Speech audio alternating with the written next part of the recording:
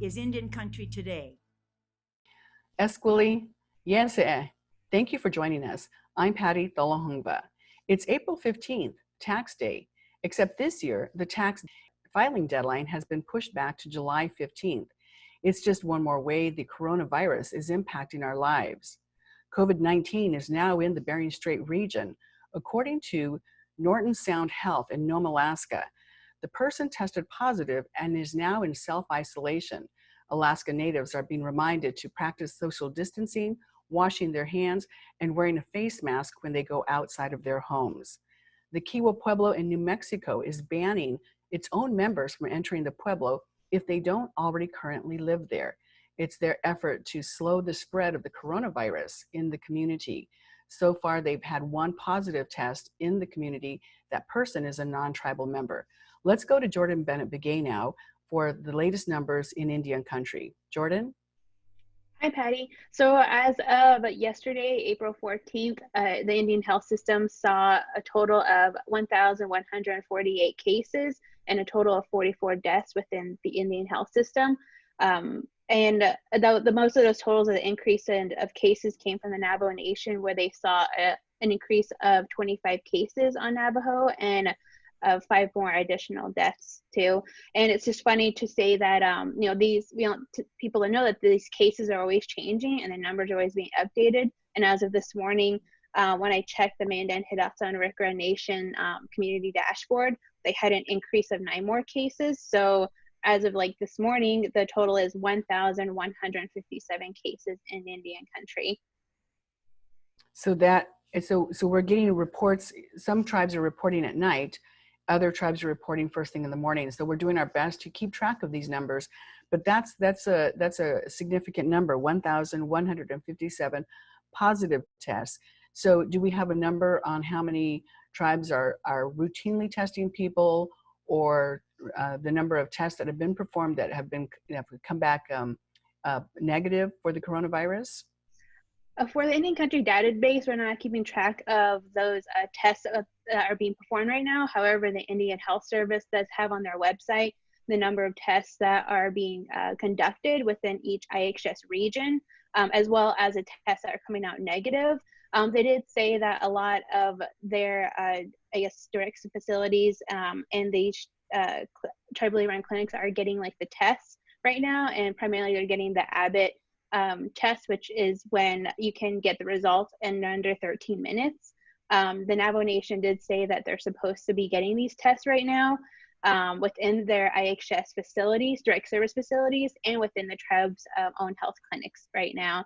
And even with the new case in the Bering Strait, the state of Alaska did say that a lot of their tribal health organizations are getting these tests, and that's according to the Alaska Health Tribal Health Consortium right now. And IHS did indicate, the Human Health and Services did indicate that Abbott is producing at least 50,000 of these tests per day. Wow, so the effort there is to get the test kits to the tribes so they can start looking and testing their people. What other stories are the reporters at Indian Country Today working on? Yes, right now, we're just a lot of the news just covers around what's breaking right now. As people should know, the news is just always changing. We're getting breaking news right now. Yesterday, Dronka Estes, our Alaska national correspondent, reported about a group of tribal leaders who are trying to, or who call for the removal of Tara Sweeney, who is Assistant Secretary of Indian Affairs at the Department of Interior. And so that's a story we're going to keep following right there. A lot of, is just, seeing how, the coronavirus is affecting, our communities in different ways right now. We're seeing how it's affecting elections, how it's affecting the census, how it's affecting our healthcare workers, and also we, listening to the stories of survivors right now, too. Yes. So that's the stories that we're trying to keep an eye on. Okay. Well, thank you so much, Jourdan Bennett-Begaye, and we'll be right back.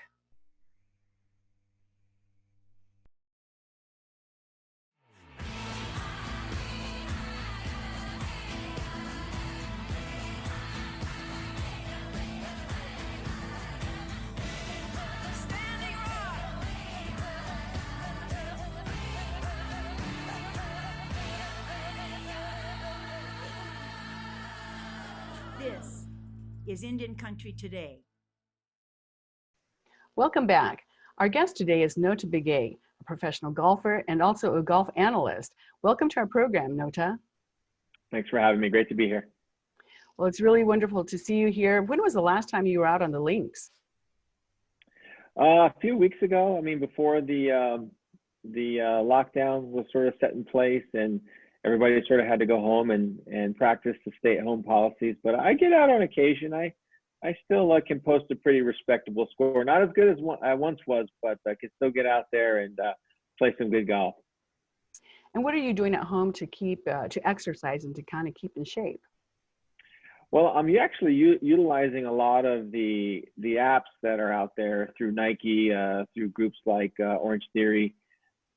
Give you these 30, 45-minute different types of full body workouts. And if you walk by my house and you look in my front window and you see just a madman jumping around and doing jumping jacks and burpees and sit-ups and, lifting paint cans because we don't have our weights in here, that'll be me. But you got to find a way to stay fit. It does a couple things. It's great for your mind and to sort of get rid of a lot of the stress, but it's also, you got to keep your body fit if you can. So if you have a ability to somehow get some exercise into your routine, you should do it on a daily basis. And that's so important, as people are sheltering in place, they're staying at home, what can they do? And so that use of paint cans, that's kind of creative. Yeah, paint cans, water jugs. There's a variety of different things. I used a couple of my son's old hockey sticks that he had to do some stretching exercises. So it's a time to get creative, and just like the show that we're on now, I mean, it's a creative response to the situation. And I think that you're going to see a lot of really neat things come out of this whole crisis in terms of entertainment, media, and arts, music, things like that were a product of a lot of our time and being creative during this quarantine. And we are seeing that in some of the Facebook groups with social distance powwows, dancing, the pass the brush or pass the corn in some cases. You're seeing that people expressing culture and also, doing something that will settle their minds in this time. Absolutely. A good friend of mine, Taboo Nuisha of the Black Eyed Peas, retweeted a drum group that's putting together these episodes, and you have drummers in their houses and they're singing songs, and we've got an MC that comes in and just kind of interjects his thoughts, and it was fun. It was great to watch. I really enjoyed it, and great to hear the songs still being sung. I mean, those are a big part of who we are as Indian people. It's a source of strength for us, a source of reflection on our heritage, and a source of inspiration for us to continue to persevere in these tough times. Our communities are being crushed by this right now. If you look at the statistics in terms of the number of people that are being infected and are dying, and so we have to stay strong and work together.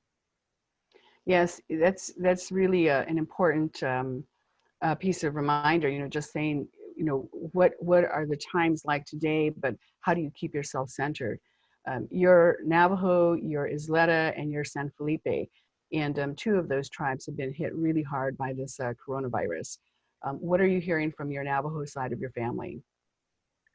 Well, thankfully, only had a couple people getting sick so far. On the San Felipe side, it's much worse, a much smaller population, much higher percentage of infection in the community. They just started testing everybody in the community this past Friday.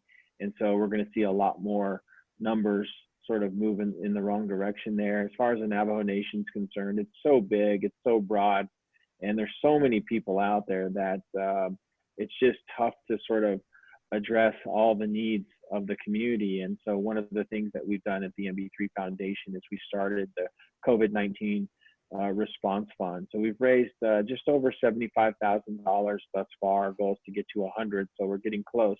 And all we're trying to do is we're going to provide food assistance to families in need and families in our rural reservations. So we've already sent financial assistance to organizations in the Dakotas in New Mexico and on the Navajo reservation. And it's been a great, great unified approach. We've had a lot of Native athletes, which Vincent Sealing wrote about a couple days ago, participate in getting our messaging out. And I've just been really happy with the response that we've gotten. And I just didn't want to stand by and watch this happen. I felt that the foundation needed to be an active role in healing our communities. And you came up with a hashtag, Protect Our Communities, Stay at Home. Yeah, I mean, I had just gotten word through sort of the Native network, whether it's social media or talking to cousins and relatives, that were kind of complaining, your auntie's complaining about the young kids out there, that they weren't listening. They weren't abiding by curfews. They thought that they were resistant to the virus or didn't have to adhere to some of these safety precautions, not knowing what was at stake with regard to the rates of infection and just how quickly the virus can spread through a community. And we're seeing that in Navajo right now and at San Felipe Pueblo. Those are two places I played sports on growing up, played youth basketball tournaments, and used to go spend the summers in Window Rock with my grandma, and spiritually very much in tune with what we do at San Felipe. And so what we tried to accomplish with this messaging, utilizing the athletes, was mainly to try and reach our younger populations and get them to acknowledge, number one, this is an important thing that we need to pay attention to. And your actions can save lives. Your social distancing, the things that you are implementing into your daily habits can save lives. And we have a high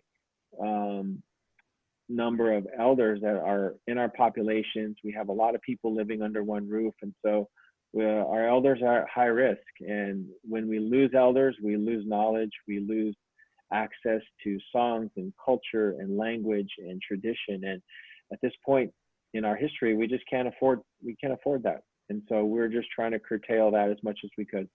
What kind of response and feedback have you heard from the youth after you put out those messages?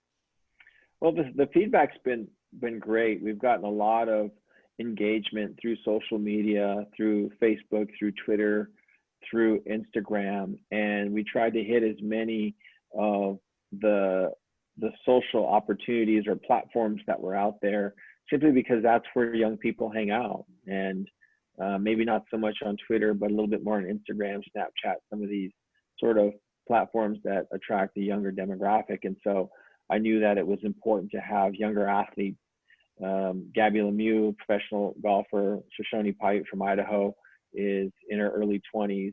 Lyle Thompson, considered the greatest lacrosse player in the world right now, is in his 20s. And so these are athletes that can send a message to these younger generations that it's important to stay at home. It's important to social distance and not go to social gatherings, because you're not only putting yourself at risk, but if you become an asymptomatic carrier, you start putting a lot of people and their families at risk without knowing it.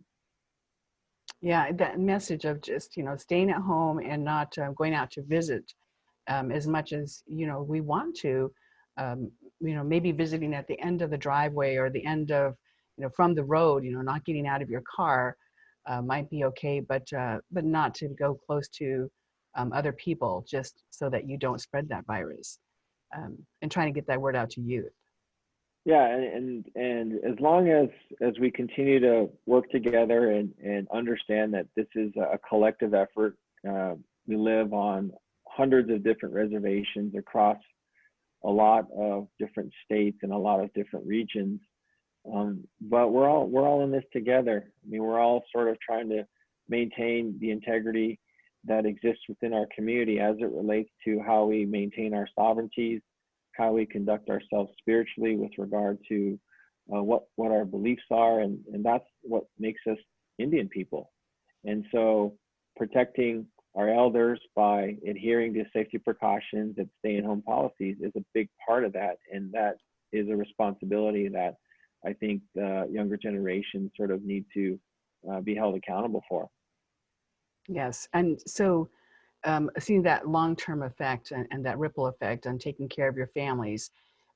So in this whole process, you closed your office down, and I saw the video of your staff introducing themselves, and they were asking a question. You know, if you had to eat one vegetable for the rest of your life, what would that be? I didn't see you on there. I didn't see your response. I love broccoli. I mean, steamed broccoli. My wife makes a great sort of charred type of broccoli in the oven that's extremely tasty, and it's healthy. And I think that's the one I'd go with, is broccoli. As much as I'd like corn to be it, but you know, because of my Pueblo agricultural roots kind of steers me in that direction. I kind of got to lean towards broccoli just because it has a little bit more nutritional kick to it. Yes. So you're an athlete, and so you're still, you know, keeping yourself in shape and such. I've noticed and heard from a lot of people who are saying that, you know, being home, they're baking a lot and they're cooking and they're eating, and that they're worried about coming out of this stay-at-home place in order, you know, by gaining a lot of weight here. But you have a little recipe on your website that talks about oatmeal bars or something like that. And it was a no-bake recipe that was very easy. Are you also making those at home? Yeah, we subscribe to many of the recipes that are put out through the foundation, and that's kind of how we really diversified the services that we offer to our Native community partners. Is that we've offered cooking classes, we offer recipes, we offer leadership development to youth, sports programs, research development, all the different things that I think are valuable in terms of our communities sort of coming to a general understanding of what works for them. Not everything that the MB3 Foundation puts out there is for everyone, but we have enough information that is backed by good research, that is backed by good partnerships with many tribal organizations across the country, that we're able to provide a service platform that at least 1, 2, or 3 of the elements people feel like apply to them, and that they can utilize those things. And that's really what we're here for. Is I've always looked at our foundation as, you know, we're not going to have all the answers because the communities have to figure that out for themselves. But what we can do is we can be a sounding board, we can be a resource, and we can be a catalyst for the change that we need to see within our young people, within the leadership, because a lot of people place the maybe the blame on the younger generations for not being in great health, for not exercising enough, but we need to model better behaviors. I exercise on a regular basis because I want my kids, my 12-year-old, my 10-year-old, and my 3-year-old, to see that it's an important part of my life. It's not something that I do that's extra. It's just as important as taking a shower. It's just as important as going to work. And until we start to model those behaviors from our leadership through our caregivers, because not all of our Indian kids live with their parents, or some of them live with grandmas, mentors, aunties, uncles, but our caregivers need to model that so that our kids pick up on those good habits. Wow. So, and this is a good time to really start those good habits, because that's what everyone keeps saying. We have nothing but time right now. Absolutely. And there's so much available. And I know that not everybody in our communities has access to the internet, but there's a lot of good things that are available that are still accessible, that don't require weights. They don't require gym membership. All they require is a willingness to want to achieve a slightly better health within your life. And I think that those are very attainable for everybody in our community. Yes. And then in all of this, the other thing that's happening is the census. And you have been putting out a lot of information on the census and how important it is to fill it out. Why is it? Why is it, according to Notah Begay, important to fill out that census? Well, I think it's a responsibility for our communities, and I'm always sort of geared toward the younger communities, from voting to being a part of the system, to play an active role in the system, and this is part of it. I think that we need to make sure that we're accounted for accurately, because a lot of those numbers are utilized for the appropriations that are handed out through the federal government. And I just want to make sure that tribes are getting their fair share. And if we don't participate in the census, or we think, oh, that's somebody else's problem, or that's not for us or whatnot, then we're sort of missing the whole intention of what this can do for us. And what it can do for us is it can drive more services and more funding to some of the programs that need it the most. And I'm just as active of a proponent for registering young kids to vote. I don't think it's an excuse to say that what they're doing in Washington, D.C. or in the state capitol where I live doesn't apply to me. It does apply to us. And slowly but surely, they're carving away a lot of our rights, a lot of our freedoms through bills, through legislation that Native peoples just aren't aware of. And so we need to make sure, and it impacts our community for generations to come. And once those things are passed, they're hard to change. And so if we get appropriate representation through people that reflect our viewpoints and look out for the rights of Native Americans, that's important. And the way to do that is to vote. Emma, were you raised like this to be aware of how important it is to vote? How were you raised? How did you become this way? I don't know. That's a compliment. I think it's interesting. Oh, thank you. I guess my mother was involved in politics for a long time. She went to Fort Lewis College in Durango and worked for a couple different administrations here in New Mexico. And my dad has always kind of been working for the federal government, BIA, IHS, on the computer science side. And they always voted. And they didn't impart to me that, hey, this is why we vote, this is why we need to vote. But I would always see them voting. And it wasn't until maybe the last 10 years that I actually started to take it seriously. I'm 47 years old now. So I didn't get it right away. But as I started to travel, as I started to make millions of dollars as a professional athlete, you start to become very aware of what taxation is.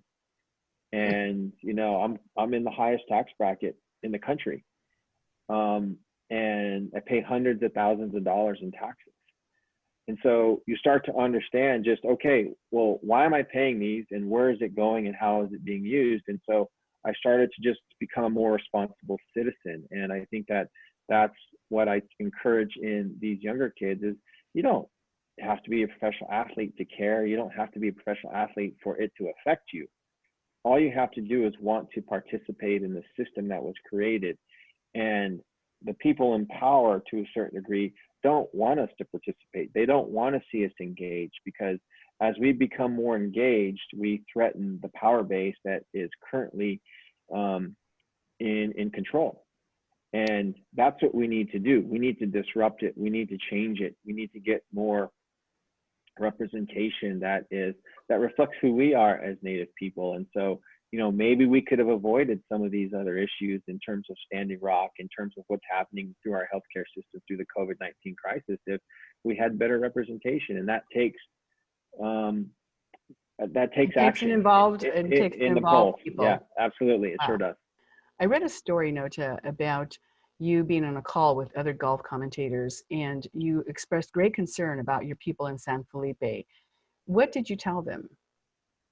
Well, I literally broke down on the call in tears, because it was the first time that I had ever really talked about to someone other than my family what was taking place in our communities. And it's not so much that was what was taking place now, but just looking back on the historical context of how these pandemics have just devastated our community and sort of what's at stake. And that's a big part of the initiative with the MB3 Foundation is I want to practice preventative measures and equipping our young people with the leadership skills and the know-how to maintain a healthy and vibrant life moving forward. Not so much because I want them to be professional athletes or anything like that, but because I know it's important in protecting our heritage and our culture. Because right now, American Indians have the shortest lifespan in the country. We have the highest incidence of type 2 diabetes possibly in the world. which means that we are losing our elders at much younger ages, which means we are losing that knowledge. And so that is a big part of what really touched and challenged me emotionally in that interview, was the fact that I know we are going to lose some loved ones, and we're going to lose some people with a tremendous amount of knowledge over the next few months. And it really hurts my heart that it has to come to this. And there has to be a way for us to collectively take action to make the necessary changes so that in the future, this doesn't happen. And a lot of that falls on the shoulders of our young people. Notah Begay, thank you so much for joining us today. Stay safe. Thank you. Our newscast is posted at 4 p.m. Eastern Time on our platform, IndianCountryToday.com. You can also watch us on FNX, weeknights at 7 p.m. Pacific Time. Be careful, take care of yourself, your life is precious. I'm Patty Talahongva. Thanks for joining us. This is Indian Country Today.